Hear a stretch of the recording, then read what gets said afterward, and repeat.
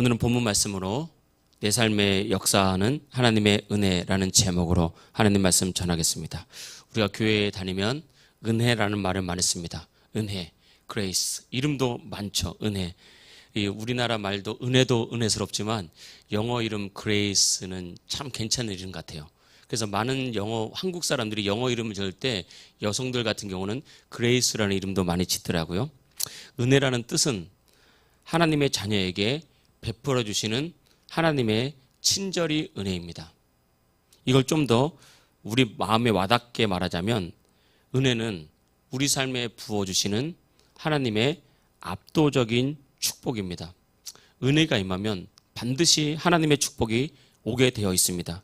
어떤 문제나 어떤 어려움도 이 은혜를 뚫고 들어갈 수 없습니다. 우리는 수많은 문제를 만나고 수많은 상황을 만나고 우리가 이루고 성취해야 될 많은 일들이 있습니다. 그러나 은혜가 임하면 하나님이 우리의 방패가 되기 때문에 어떤 문제도 어떤 대적도 우리를 이길 수 없습니다. 그래서 다윗은 늘 고백했어요. 여호와는 나의 방패십니다. 이것은 은혜를 아는 사람들의 고백이라는 것입니다. 하나님의 은혜가 임하면 하나님의 놀라운 보호가 우리에게 임하는 것이고, 하나님의 은혜가 임하면 그 은혜가 우리를 우리의 분야에서 성공하도록 역사하십니다. 은혜는 우리의 진정한 능력입니다. 여러분, 그래서 정말 우리의 꿈과 비전이 무엇인지 상관없이 학생들은 나름 꿈과 비전을 가지고 공부하고 있잖아요. 하나님의 은혜가 딱 그 학생에게 임하면 하나님의 은혜가 그 학생이 꿈꾸는 분야에서 반드시 성공하도록 역사합니다. 사업을 하는 사람에게 은혜가 임하면 사업은 반드시 성공하고, 가정에 은혜가 임하면 우리가 꿈꾸는 아름다운 행복이 그 가정 안에 임하게 되는 것입니다. 창세기 6장에는 대표적으로 하나님께 은혜 받은 사람 노아가 나옵니다. 노아를 평가할 때 노아는 당대의 의인이고 하나님께 은혜를 받은 자였다라고 말했습니다. 하나님의 은혜가 노아를 붙드니까 하나님의 은혜 안에서 노아는 세상이 할 수 없는 일을 했습니다. 노아는 하나님의 은혜 가운데 방주를 만들었습니다. 하나님의 보호가, 하나님의 은혜가 이 노아를 승리의 위치로 끌고 계속해서 올라갔습니다. 결국은 온 세상이 타락해서 물로 심판을 받을 때 세상 사람들은 물속에서 비명을 지르고 무섭고 비참하게 죽어갔습니다. 여러분, 우리가 사람이 죽는다는 것은 상상만 해도 끔찍하죠. 물속에 빠져서 물이 입속으로 들어오고 숨을 쉬지 못해서 정말 고통하면서 죽어간다고 생각해 보십시오. 그러나 노아는 달랐습니다. 노아는 하나님의 은혜가 노아에게 있었기 때문에 어떠한 비도 어떠한 물도 노아를 삼킬 수가 없었어요. 하나님은 노아에게 방주를 짓게 해서 100년 뒤에 있을 일을 준비하겠습니다. 하나님의 은혜가 임하면 지금 내가 하는 일들을 내가 뭔지는 모르지만 사실 그 일 하나하나가 우리의 미래를 준비하게 합니다. 이게 놀라운 하나님의 지혜입니다. 사람은 살다 보면 실수를 하잖아요. 실수도 작은 실수가 있고 치명적인 실수가 있거든요. 하나님의 은혜는 우리가 치명적인 실수를 하지 않도록 우리를 보호하시고 지키십니다. 그리고 노아를 하나님께서 세상이 이길 수 없도록, 세상의 물이 홍수가 이길 수 없도록 노아를 지켜주셨습니다. 베드로는 시골 갈릴리 사람이었습니다. 그리고 베드로는 그냥 세상적으로는 배운 게 없는, 능력이 없는 어부에 불과했습니다. 그러나 하나님의 은혜가 베드로에게 임했습니다. 그때 베드로의 인생은 달라졌습니다. 전 세계에서 가장 영향력 있는 인생이 되었고 가장 탁월한 지도자가 되었습니다. 하나님의 은혜가 임하면 그 인생은 점점 커지고 높아지고 탁월해집니다. 이것이 바로 하나님의 은혜죠. 요한복음 3장 16절에 이 하나님의 은혜에 대한 계시를 풀어놨습니다. 하나님이 세상을 이처럼 사랑하사 독생자를 주셨으니 이는 저를 믿는 자마다 멸망하지 않고 영생을 얻게 하려 하심이라. 어떤 사람이 은혜를 받은 사람이냐면 예수 그리스도를 믿는 사람. 예수님을 믿을 때 성경은 두 가지를 믿어야 된다고 그랬습니다. 예수님이 나의 구원자가 되신 사실을 믿는 것. 두 번째, 예수님이 나의 주인이라는 사실을 믿는 것. 이 두 가지가 우리 안에 임할 때 우리는 구원을 받습니다. 여러분 예수님을 구주로 영접하셨습니까? 여러분 삶의 주인입니까? 그럼 여러분은 은혜 받은 자입니다. 여러분에게 은혜가 있습니다. 이 은혜는 나의 행함과 관계가 없는 것입니다. 내가 정말 예수님을 구주로 영접하고 믿었다면, 예수님을 주인 삼았다면 그 사람에게는 하나님의 은혜가 이미 임했고 그 안에서 역사하고 있는 것입니다. 그래서 예수님을 구주로 믿는 자에게 주시는 두 가지 놀라운 은혜가 있는데, 첫 번째, 그 인생은 멸망하지 않습니다. 저를 믿는 자마다 멸망하지 않고. 여러분, 하나님의 은혜가 있는 사람은 결코 실패하지 않습니다. 하나님께서 그 인생을 지키고 보호하고 열어주기 때문에 그렇습니다. 때로는 어렵죠. 때로는 힘듭니다.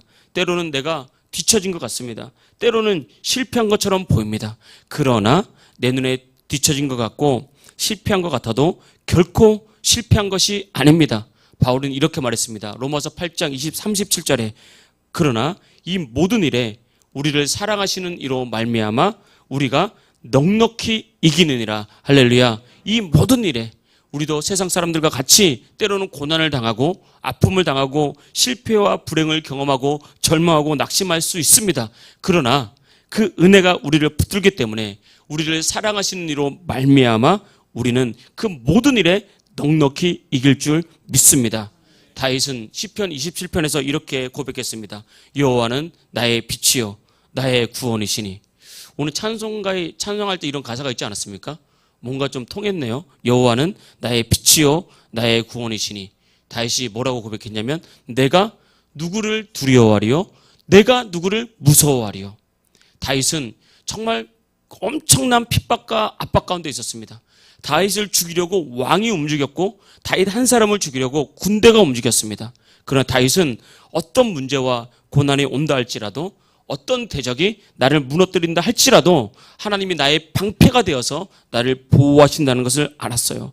여호와는 나의 구원이십니다. 나의 빛이십니다. 나는 아무도 두려워하지 않겠습니다. 이것은 단순한 고백이 아니라 위대한 선포입니다. 강력한 선포예요. 여러분, 두려움이 올 때 우리가 해야 될 일은 무엇인지 아십니까? 하나님, 이 두려움을 이기게 해주십시오. 그것도 좋은 거지만 두려움이 올 때 큰 문제가 파도처럼 우리 삶에 밀려와서 내 인생이 무너질 것처럼 요동칠 때 그때는 다윗처럼 선포해야 되는 거예요. 여호와는 나의 빛입니다. 할렐루야. 나의 구원입니다. 할렐루야. 이 선포가 악한 마귀를 물러가게 만들고 믿음의 선포가 우리 안에 있는 두려움을 떠나게 만드는 것입니다. 여러분, 우리가 정말 예수님을 구주로 영접했다면 아무도 나를 해칠 수 없는 강력한 은혜가 여러분에게 부어진 줄 믿습니다. 하나님의 은혜가 여러분들을 보호하십니다. 두려워하지 말고 강하고 담대하십시오. 하나님께서 말씀하셨습니다. 너를 우리를 지킨다고 말씀하셨으니까 강하고 담대하시길 축복합니다. 두 번째, 영생을 주신다고 말했습니다.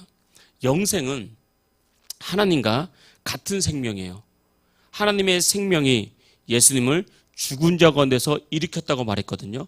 그 생명이 우리를 죄에서 건져내서 예수님과 함께 살게 하셨습니다. 그래서 하나님의 생명은 어떤 상황 가운데서도 살리는 생명입니다. 이 세상에 가장 큰 문제는 죽음이죠. 죽음을 두려워하지 않는 사람은 없습니다. 어떤 사람이 이렇게 얘기하더라고요. 예수 믿는 사람은 천국 그러면서 그렇게 천국을 좋아하고 천국을 가고 싶어 하면서 막상 병들면 죽기보다는 살고 싶어 한다고. 막상 사람이 병들어서 죽으려고 그러면 죽음을 무서워하고 살려고 그렇게 몸부림친다고. 그러니까 뭔가 안 맞지 않냐고. 천국을 그렇게 좋아하면서도 왜 그렇게 죽음을 두려워하냐고. 여러분, 우리는 죽음을 두려워하지 않습니다. 그러나 이 땅 가운데서 죽음은 마지막 적이고 사망은 마지막 대적이라고 성경이 말하고 있습니다. 그런데 이 생명이 죽음에서 예수님을 살렸고 우리를 살렸거든요. 이 생명은 실패하지 않을 뿐만 아니라 이 생명은 승리합니다. 하나님의 생명이 역사하는 곳에는 항상 살아나고 번성하고 형통합니다. 하나님의 생명은 창조적입니다. 인생을 창조적으로 바꿔요. 그래서 참 놀라운 것은 우리가 정말 절망하고 무너져도 하나님의 생명이 그 안에 들어가잖아요. 살고자 합니다. 살려고 주님께 몸부림칩니다. 주님, 내가 다시 살기 원합니다. 다시 일어서기를 원합니다. 다시 형통하기를 원합니다. 다시는 주님 만나기 원합니다. 이렇게 하나님의 생명은 우리 인생을 살려내고 번성케 만듭니다. 그래서 하나님의 은혜 안에 있는 사람들은 마치 시냇가에 심기운 나무 같아서 사시사철 마르지 않으면서 때에 따라 열매를 맺는 형통과 번성과 부흥과 확장이 있습니다. 할렐루야. 이것이 하나님의 은혜를 받은 사람의 모습입니다. 그래서 여러분, 하나님의 은혜가 부어지면 승리는 따라옵니다. 여러분은 승리하는 자입니다. 할렐루야. 여러분은 승리하는 자입니다. 여러분은 승리자입니다. 우리 승리자입니다. 이스라엘 백성들은 부족함이 많은 민족이었습니다. 하나님께서 이스라엘 백성들을 애굽에서 쫙 끌어냈어요. 얼마나 큰 은혜입니까? 놀라운 기적과 은혜를 베푸셨습니다. 큰 은혜죠. 그런데 이스라엘 백성들은 광야 40년 동안 불순종하고 또 불순종하면서 자신의 불순종으로 말미암아 고난을 당했습니다. 여러분, 사람들이 당하는 고난의 대부분은 아주 특별한 경우를 제외하고는 우리의 불순종, 우리의 잘못된 선택이 우리의 고난을 만드는 거예요. 하나님이 고난을 주는 적은 거의 없고, 아주 특별한 경우를 제외하자면 사실은 우리가 하나님께서 말씀을 주셨는데, 성령의 감동을 주셨는데도 불구하고 그 길을 가지 않고 내가 불순종함으로 우리는 고난을 당합니다. 그러나 하나님은 이스라엘 백성들이 그렇게 부족했지만 그들에게 은혜를 베풀었어요. 그래서 광야 40년 동안 많은 전쟁과 많은 어려움이 있었지만 그때마다 이겼습니다. 그들은 물이 없을 때 물을 주셨고, 먹을 것이 없을 때 먹을 것을 주셨고, 전쟁에서는 승리케 하셨습니다. 그들은 고백했습니다. 광야 40년 동안 우리의 옷이 헤어지지 않았고 우리의 신발이 닳아 없어지지 않았다. 구름기둥과 불기둥으로 우리를 보호하시고 지키셨다. 이게 바로 은혜 입은 사람에게 주시는 하나님의 압도적인 은혜인 것입니다. 압도적인 승리인 것입니다. 이스라엘 백성들은 약했지만 항상 이겼습니다. 할렐루야. 이것이 우리에게 주는 메시지가 있다고요. 우린 다 약합니다. 우리는 다 때로는 넘어집니다. 때로는 불순종합니다. 그래서 고난을 당하기도 합니다. 그러나 내가 정말 예수님을 구주로 영접했다면 여러분에게는 하나님의 은혜가 있다고요. 하나님의 은혜를 베푸십니다. 우리 약하지만 여러분이 승리케 하십니다. 약하면 져야 되는데 이기게 하신다는 말입니다. 부족하면 실패하는 게 정상인데 부족하나 하나님의 은혜가 여러분을 승리하게 만들고 번성하게 만들고 부흥케 만들고 확장시키는 줄 믿습니다. 이 은혜를 믿어야 되는 거예요. 이 은혜가 우리 이긴다고 말씀하고 있는 것입니다. 그러니 우리가 정말 예수님을 구주로 믿고 구원받은 하나님의 백성이라면 강하고 담대하십시오. 여러분, 이 은혜는 하나님의 사랑과 말씀 안에서 오잖아요. 이 은혜를 꽉 붙드시고 이 은혜 자리로 나가기를 축복합니다. 그래서 여러분, 하나님의 은혜가 여러분들에게 임해서 어디를 가든지, 여러분이 직장에 가든지 가정에 가든지 문제 가운데 불 가운데 물 가운데 빠질지라도 하나님의 은혜가 어디를 가든지 여러분과 함께 하십니다. 하나님의 은혜가 여러분이 어떤 일을 만나든지 어떤 일을 하든지 하나님의 은혜가 여러분을 견고히 세울 것입니다. 오늘 본문은 하나님의 은혜가 임했을 때 예수님에게 나타났던 일이에요. 하나님의 은혜가 임하면 우리를 보호하시고 우리를 높여주시고 승리케 하시지만 오늘 은혜는 특별히 번성과 부흥과 확장에 대한 말씀입니다. 예수님께서 갈릴리로 가셨을 때 어떤 일이 있었냐면 7절입니다. 3장 7절 예수께서 제자들과 함께 바다로 물러가시니 갈릴리에서 큰 무리가 따르며 예수님께서 사역하실 때 큰 무리가 따랐습니다. 확장입니다. 번성이고 형통입니다. 여러분, 우리 삶 가운데 만남의 복은 너무너무 중요합니다. 어떤 사람을 만나느냐, 그리고 우리가 어떤 만남을 통해서 우리가 어떻게 번성하느냐. 그래서 여러분, 우리는 항상 하나님께 만남의 복을 구하고 우리는 알다시피 늘 자녀들에게 만남의 복을 구하고 있습니다. 여기 있는 자녀들은 이른다고 할 수 있겠지만 하나님 정말 좋은 배우자를 만나게 해주십시오. 이 시대는 믿음의 배우자를 만나기가 어려운 시대예요. 정말 제대로 믿는 사람을 찾으려면 찾기가 어려워요. 그러나 여러분, 하나님의 은혜가 있으면 반드시 하나님께서 믿음의 사람을 만나게 하십니다. 그 사람이 직장에 들어가면 직장에 믿음의 사람이 예비되어 있습니다. 그 사람들이 학교에 가면 분명히 학교에 믿음의 사람이 예비되어 있습니다. 사업을 하면 믿음의 사람을 붙여주십니다. 하나님의 은혜입니다. 이게 바로 우리를 따르는 거예요. 그래서 우리는 항상 그것을 바라봐야 됩니다. 그런데 예수님은 단지 믿음의 사람이 따랐을 뿐만 아니라 많은 사람들이 예수님을 따르기 위해서 큰 무리가 몰려들었다고 말했어요. 그런데 왜 예수님께 이렇게 수많은 사람들이 예수님을 따랐냐면 3장 10절입니다. 이는 많은 사람을 고치셨으므로 병으로 고생하는 자들이 예수를 만지고자 몰려왔음이로라. 11절 더러운 귀신들도 어느 때든지 예수를 보면 그 앞에 엎드려 부르짖어 이르되 당신은 하나님의 아들입니다 라고 고백했던 거예요. 여러분, 예수님을 통해서 하나님의 은혜가 나타나면 어떤 일이 나타나는지 우리가 보여주고 있는 것입니다. 하나님의 은혜가 나타나니까 병이 치유되고 귀신이 떠나가고 인생이 회복된 거예요. 여러분, 하나님의 은혜가 나타나면 우리에게 강건함이 임합니다. 이건 건강의 부흥입니다. 지금 사람은 살아갈 때 많은 질병을 만나죠. 내가 원치 않는 질병이 우리를 찾아옵니다. 그러나 하나님의 은혜는 머리부터 발끝까지 여러분들을 강건하게 하십니다. 하나님의 은혜가 우리 안에서 역사하기 때문에 그렇습니다. 하나님의 은혜가 임하면 우리 안에서 역사하는 어둠의 영들, 귀신이 떠나갈 수밖에 없습니다. 어둠의 영이 하는 일이 있어요. 우리를 우울하게 만들고, 우리를 정말 실패자로 생각하게 만들고, 우리를 주저앉게 만들고, 하나님 바라보지 못하게 만들고, 구체적으로는 예배를 방해하고 말씀을 방해한단 말입니다. 이겨내셔야 됩니다. 이것은 시작이라고요. 우리가 예배를 드리는 것은 하나님 앞에 뭔가 헌신한 것이 아닙니다. 예배를 드릴 수 있도록 인도하시는 하나님께 정말 감사해야 돼요. 이 땅에 수많은 사람 가운데 여러분, 우리가 예배 자리에 나왔다는 것은 하나님의 특별한 은혜가 있다는 것이고 부르심이 있다는 것이고, 이제는 승리의 자리입니다. 승리의 자리로 여러분을 부르신 거예요. 형통의 자리로 부르신 것입니다. 말씀을 믿음으로 받게 되면 여러분들 안에는 말씀이 역사하고 그 은혜가 역사합니다. 믿으시길 축복합니다. 그래서 여러분, 반드시 하나님의 은혜가 나타나면 이런 역사, 우리가 알 수 없는 역사가 나타나요. 눈에 보이게 보이지 않게. 어떤 사람은 때로는 하나님의 특별한 어떤 계획이 있기 때문에 어떤 영들이 눈에 보이게 더러운 귀신이 나가지만, 어떤 사람들은 눈에 보이지 않게 하나님께서 역사하신다는 말이면, 예배를 드리고 났는데 절망한 마음이 다시 꿈꾸는 마음으로 바뀌었다면, 슬픈 마음이 다시 기쁨으로 바뀌었다면, 여러분, 악한 영들이 나간 거예요. 보이지 않지만, 원래 영적인 세계는 보이지 않는 거거든요. 원래 영적인 세계는 우리의 몸과 육체와 정신으로는 알 수 없는 겁니다. 영적인 세계가. 그래서 우리가 믿음이 중요한 건데, 우리 마음에 변화가 있다면, 내가 믿음으로 살고자 하는 결단이 왔다면 우리를 누르고 있는 악한 영들이 떠나간 겁니다.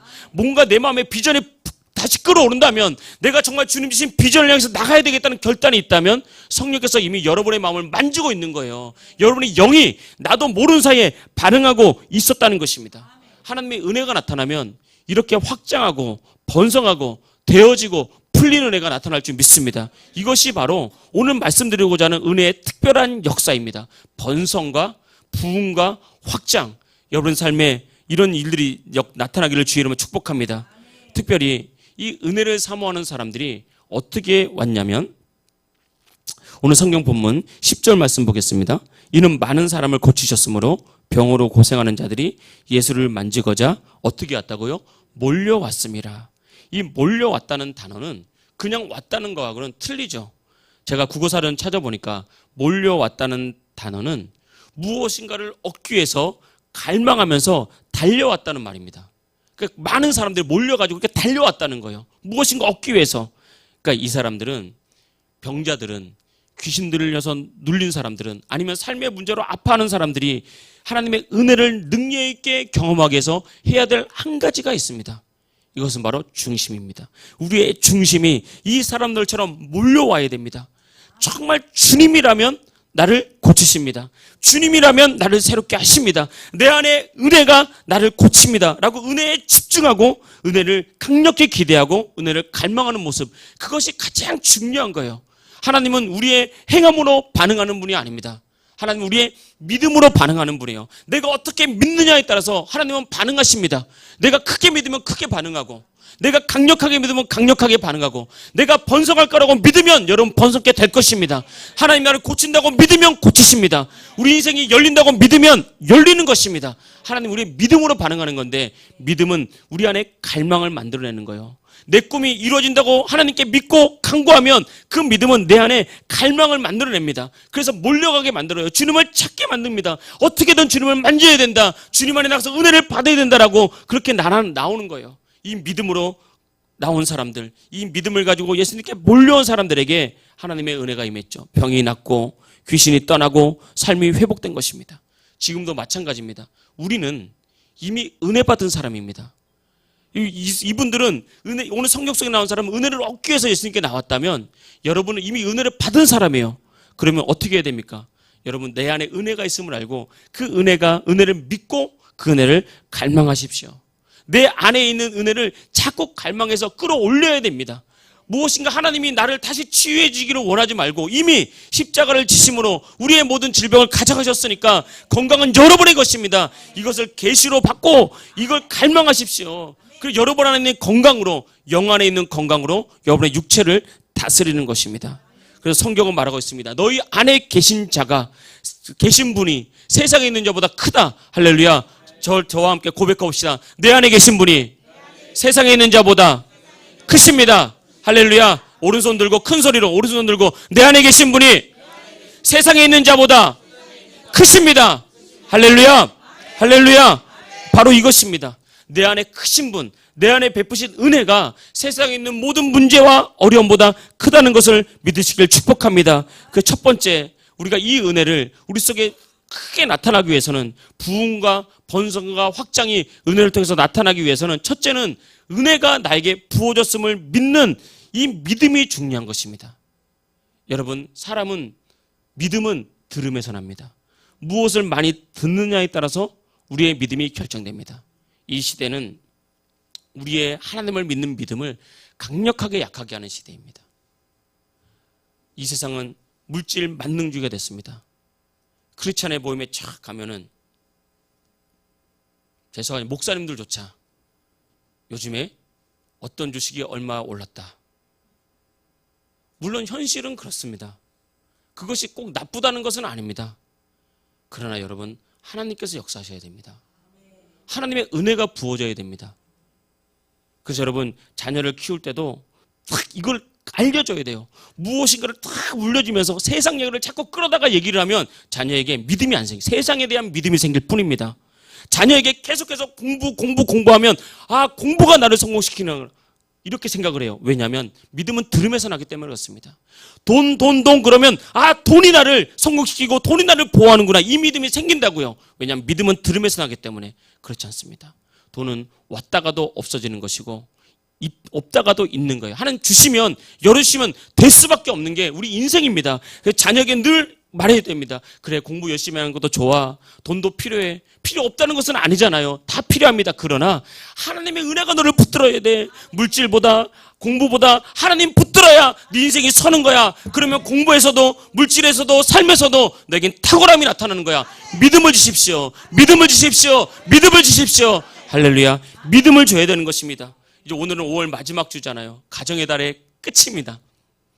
물론 별로 가정의 달 우리가 좀 바빠서 그런 걸 생각할 틈이 있겠습니까? 그러나 우리가 자녀에게 줄 수 있는 가장 최고의 것은 하나님의 말씀이, 하나님이 나를 붙들어야 되는 거예요. 믿음은 하나님의 말씀이 우리 안에 들어올 때 생깁니다. 말씀이 계속해서 들어와야 돼요. 그래서 말씀을 더 많이 들을수록 우리의 믿음은 성장합니다. 말씀을 내가 더 많이 묵상할수록 우리의 믿음은 강해져요. 묵상이란 것은 되새기는 거잖아요. 반복해서 깊이 생각하는 거잖아요.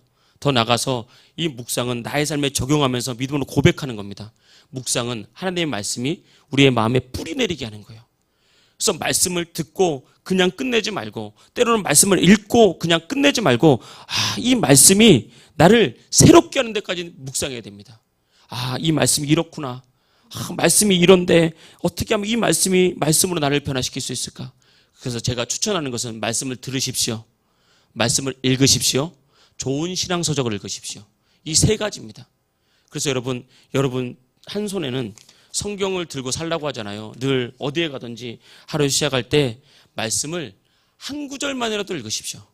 요즘에 앱 같은 것도 많잖아요. 앱 같은 거에 보면 하루를 시작할 때 핸드폰을 딱 켜면 제일 먼저 말씀이 딱 올라오게 하는 앱도 있더라고요. 그런 걸 먼저 켜서 말씀부터 한 구절 읽으십시오. 안 되면 내가 그거부터 시작하는 거예요. 그리고 가능하다면 성경을 한 장씩만 읽으십시오. 진지하게 읽으면서 나의 말씀 묵상하십시오. 그리고 말씀을 들으세요. 이제 저희가 유튜브 방송을 쭉 하는데 이제 주일 말씀과 특별 예배만 남기고 이제 수요 예배나 금요 예배는 실시간만 하고 이제 닫을 겁니다. 왜냐하면 우리가 이 말씀을 현장에서 예배를 드려야 되거든요.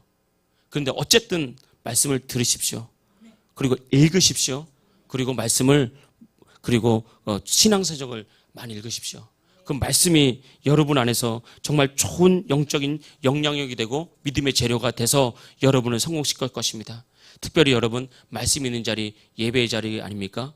여러분 예배 성공자가 되십시오. 그러니까 예배를 드렸다 안 드렸다는 어떤 예배를 드림으로 뭔가를 이루겠다는 행함 말고 정말 예배야말로 나를 살리는 자리고 예배를 통해서 하나님 만날 수 있고 예배를 통해서 주시는 말씀이 나를 살린다는 이 중심을 가지고 예배에 성공하란 말입니다. 이 중심을 가지고 예배에 몰려들어야 되는 것입니다. 우리 교회에서 은혜가 선포되고 하나님의 은혜가 선포되면 많은 사람들이 예수님을 따랐던 것처럼 반드시 교회 안에도 예수님을 따르는 많은 무리가 올 것입니다. 할렐루야. 세상이 줄 수 없는 것을 주는 교회가 될 줄 믿습니다. 이것이 은혜라고요. 그래서 여러분 예배 정도는 이겨내야 됩니다. 예배 정도는 지켜야 이건 시작입니다. 대단한 게 아니라 시작이에요. 그래서 원수마귀 이 시작을 못하게 하는 거예요. 원수마귀가 시작만 하면 반드시 성공합니다. 정말 예배 한번 드리려고 그러면 올 때마다 얼마나 힘들 때가 많아요. 목회자인 저도 그랬습니다. 아이들 키울 때는 정말 아이들 챙기고 오고 때로는 실갱이하고 때로는 뭐 이것저것 막 챙기면서 토요일 밤부터 정말 전쟁이 날 때가 많았어요. 원수마귀가 누가 누구의 잘못이 아닙니다. 우리는 이걸 잘못으로 누가 이래서 누가 그게 아니라 원수마귀 우리의 예배 실패하게 만들려고 부부간에 부모 자녀간에 때로는 어떤 일들을 만나게 만들고 어떤 약속을 만들게 만들고 때로는 어떤 강압적으로 예배를 못 드리게 만드는 상황이 펼쳐지고 승리하시길 축복합니다. 승리하시길 축복합니다. 이깁니다. 반드시 이게 중심이 살아나야 되는 거예요. 그래서 여러분 예배를 통해서 하나님 오늘 말씀으로 우리를 치유하시고 여러분 인생을 일으키십니다. 하나님의 은혜가 우리 안에 부어졌다는 사실을 먼저 믿어야 되겠죠. 이 믿는 사람들은 반드시 하나님의 보호가 나와 함께 있음을 믿습니다. 하나님의 생명이 나와 함께 있음을 믿기 때문에 그들은 입에 달고 사는 거예요. 강하고 담대하겠습니다. 강하고 담대하겠습니다. 자녀들에게도 강하고 담대해라. 하나님 너와 함께 계신다. 강하고 담대해라. 하나님 너와 함께 계신다. 네가 어디로 가든지 강하고 담대해라. 하나님 함께 하신다. 여러분 믿음 안에서 강하고 담대하면 무조건 승리합니다. 할렐루야. 두 번째, 이 믿음이 이 은혜가 우리 안에서 능력 있게 역사해서 번성과 형통과 확장을 가져오기 위해서는 은혜의 말로 이 은혜를 선포해야 됩니다. 여러분 영적인 승리에는 원리가 있어요. 우리가 내가 간절히 바란다고 되는 게 아닙니다. 영적인 원리가 다 있습니다. 내가 원한다고 되는 것도 아닙니다. 더 나가서 내가 열심히 기도한다고 되는 것이 아니에요. 하나님의 말씀이 우리 삶에 나타나기 위해서는 영적인 원리가 있습니다. 예수님은 우리에게 말씀하셨습니다. 마가복음 11장 23절에 보니까 누구든지 이 산더러 들리어 바다에 던져지라 하며 그가 말하는 것을 의심하지 아니하면 그대로 되리라. 그가 말하는 것이 이루어질 줄 믿고 의심하지 않으면 그대로 된다 그랬어요. 이게 영적인 원리예요. 말의 원리입니다. 이것은 하나님께서 이 땅을 다스리는 원리입니다.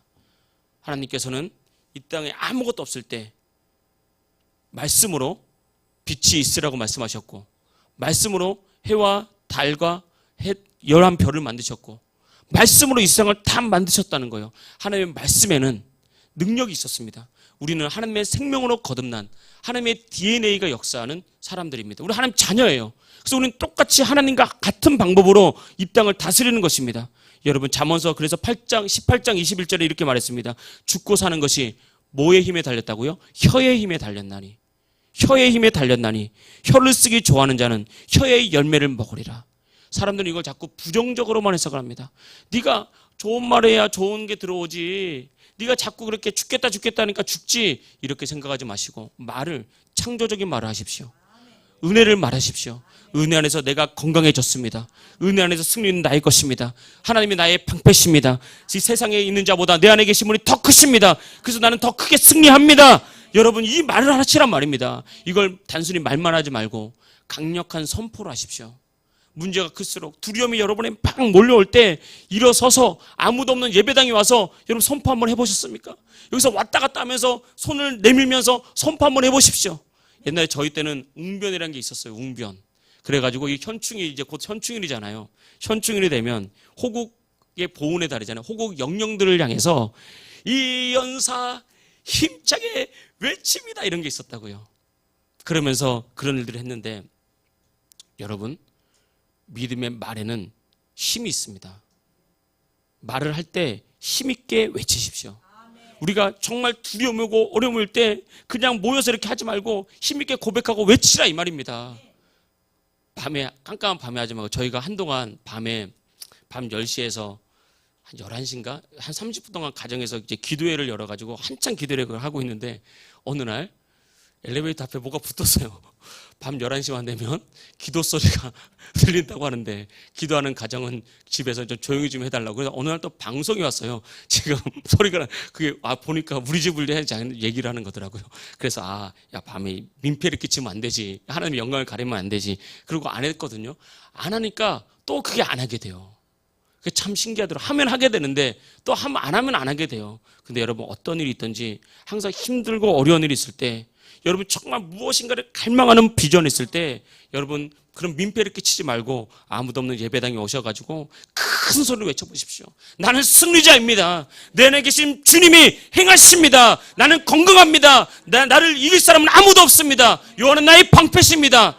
이걸 하다 보면요 속에서 불이 붙습니다. 전 말씀 그대로 내가 혀로 믿음으로 고백하고 선포하는 것처럼 여러분의 인생은 열릴 줄 믿습니다. 여러분 그리스도 안에서 승리가 여러분의 것임을 말하십시오. 은혜를 선포하십시오. 고백 조용히 말하지 말고 선포하십시오. 나는 은혜 받은 자입니다.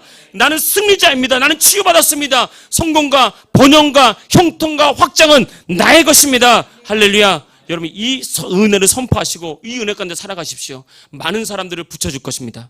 하나님께서 많은 영혼을 살리기 위해서 여러분에게 사람이 몰려들게 할 것입니다. 직장과 사업은 번성하게 될 것입니다. 사업은 확장케 될 것입니다. 여러분 자녀들은 일어나게 될 것입니다. 교회는 쓰임받게 될 것입니다. 이런 은혜가 날마다 저와 여러분에게 함께 있음을 믿고 내가 은혜 받은 자임을 믿고 은혜를 붙들고 선포하는 하나님 백성 되기를 주의 이름으로 축복합니다. 할렐루야. 우리 시간 주님께